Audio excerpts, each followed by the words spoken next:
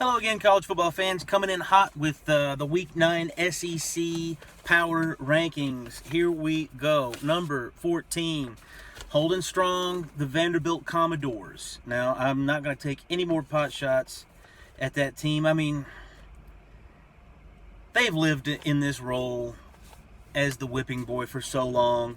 I'm just going to go ahead and move on to number 13, Missouri, who is really knocking at the door.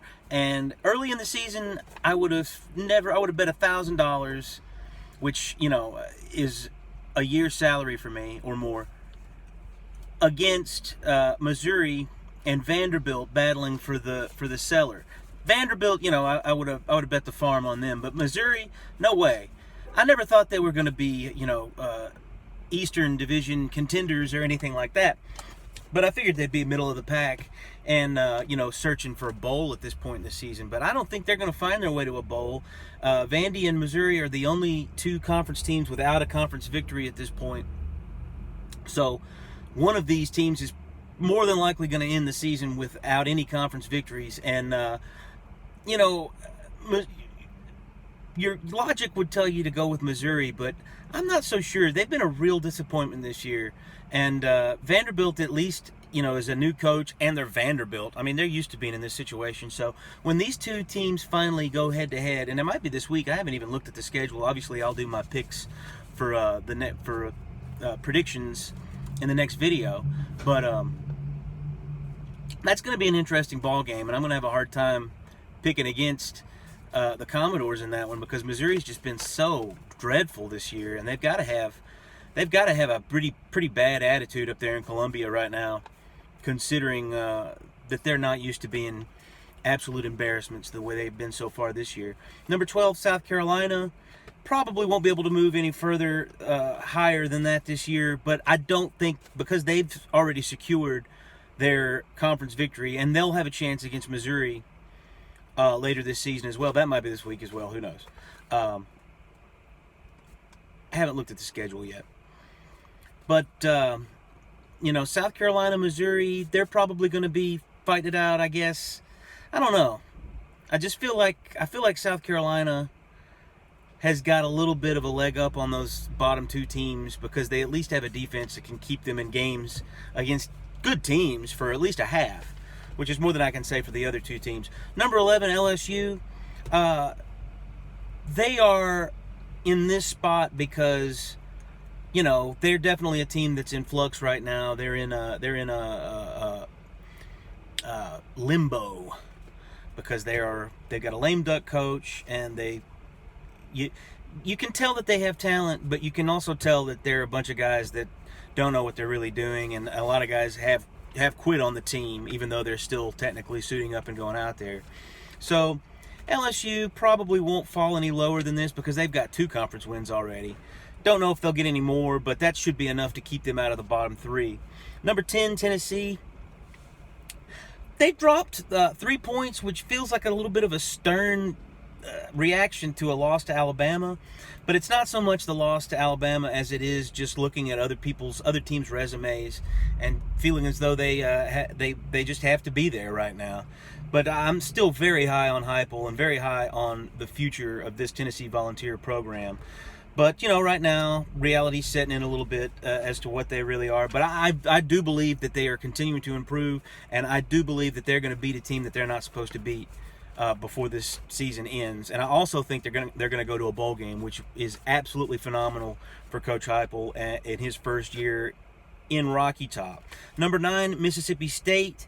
I've started to feel a little bit down on them the last couple of weeks, but then I looked at their resume, and I forgot about that NC State win, which is looking pretty good right now. That's a good non-conference victory for Mississippi State. And, now they've got 2 conference victories under their belt, which is more than I can say for the team that's ahead of them, Arkansas. Arkansas did not move at all. They were 8 last week, and now they're 8 this week. Of course, they were off. Their one conference victory is a good one. Texas A&M, that's a big one. I know State also beat them.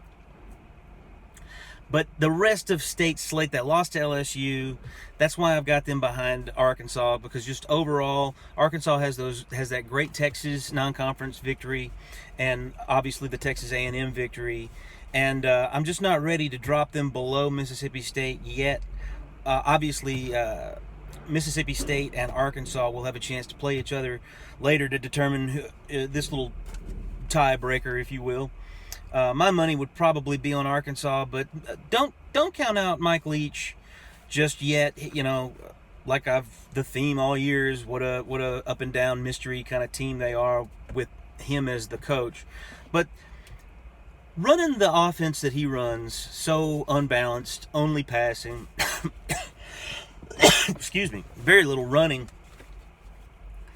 You know, it's going to lend itself to butt kickings by really good teams like Alabama, but it's also going to lend itself to taking other teams that aren't so great by surprise.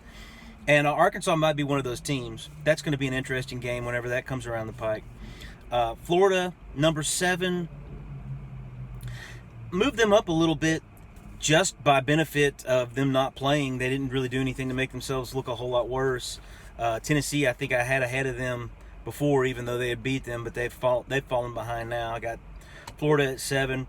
And then at number 6, from number 6 to number 1, I've pretty much got the same. It's definitely the same group of teams. 6. Auburn was 6 last week. They're 6 this week.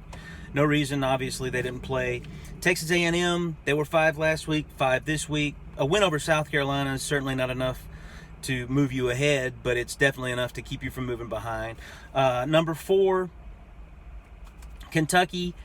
They're a team that I feel like might stay right here for the rest of the season. When I look at their remaining schedule, I believe that they have a chance to win every game that they have left. But they also have a chance to lose several of those games as well. So I'm just kind of keeping them. I've moved them behind Ole Miss. They have very similar resumes, and right now, if you've got almost an identical resume, I'm going to go on who do I think would win in a game, and I feel like Ole Miss would destroy Kentucky if they played in a game tomorrow or today or whatever. And then obviously at the top you've got number 2 Alabama, number 1 Georgia, and I'm going to talk about Alabama a little more than usual during the power rankings because it's their off week and it's a time to reflect, and that's my team. That's really where my expertise lies, more so than any other area. It's concentrated on the Crimson Tide. And, obviously I've talked ad nauseum about them already this season, but what I see is a team with a ceiling that is much higher than what it is right now. I feel like they've got a lot of growing to do, a lot of room for growth. Obviously on the offense is where most of that can come. The defense, I just feel like it's just the defense is a product of what college football is today. And I know that there are some defenses in the Big Ten that have better numbers, that look more disciplined, that look better, but they're in the Big Ten. They're not facing dynamic offenses. There's only one dynamic offense in the Big Ten that's at a high national championship kind of level or national playoff level, and that's Ohio State. And I think everybody knows that. And the other defense, obviously, that everybody loves to point out is Georgia. And I feel like I'm a broken record, but if you look, excuse me, I got a little frog in my throat today. But if you look at Georgia's record and you look at the teams they've played, it's just a collection of big-time overrated teams. Clemson obviously is a shell of what their former self. Arkansas was a big victory at the time, but that was the beginning of a 3-game skid for them. So, I mean, are they completely exposed? They might wind up with a dreadful-looking record by the end of the season. Kentucky, I guess Kentucky is their big win, their big signature win to hang their hat on right now. And like I said earlier about Kentucky, they're one of those teams that, yeah, they're a very solid team. Their defense and the strength on both of their lines are going to keep them in a lot of games, but it's not going to be enough for them to win some of these games if they run into a team with a hot offense that figures out how to score points on their defense. So, if Kentucky is your best win right now, and you're being touted as a historically great team. I'm just going to have to see more. I'm going to have to see more out of them. I'm going to have to see JT Daniels play, and I'm hearing that he's going to get that opportunity against Florida this week. We're going to find out this week against Florida exactly what Georgia is. Now, I know Florida has kind of wet the bed a little bit this year, but that's still a talented football team, and I still think that Dan Mullen and his kid Richardson are going to figure some things out, and they're going to be able to put some points on the board against Georgia, and they're going to be able to put a little bit of pressure on them at the very least, and then we'll see what they're made of, hopefully. Now, Florida might continue to just be an unmitigated disaster, which is what they've looked like so far, really, when you think about the expectations that team was saddled with going into this season. And, nobody expected them to win the conference or go to the playoff, but they did expect them to be in that discussion, certainly still in this point of the season. So, and they're nowhere near that discussion anymore, and they won't be. They're already their opportunity for any of that sort of thing is completely gone. But their opportunity to be a good football team and to press a great football team is still there, and we'll see that moving forward. But obviously, number 2 Alabama, number 1 Georgia.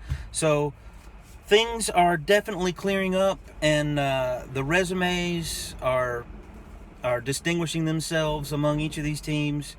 And I'm going to have my prediction video out hopefully tomorrow, and who knows if we'll get another one in before this week. But obviously, this off week for Alabama gives me an opportunity to pay closer attention to a lot of these other schools, and we'll have a lot more on that in the future. Thank you.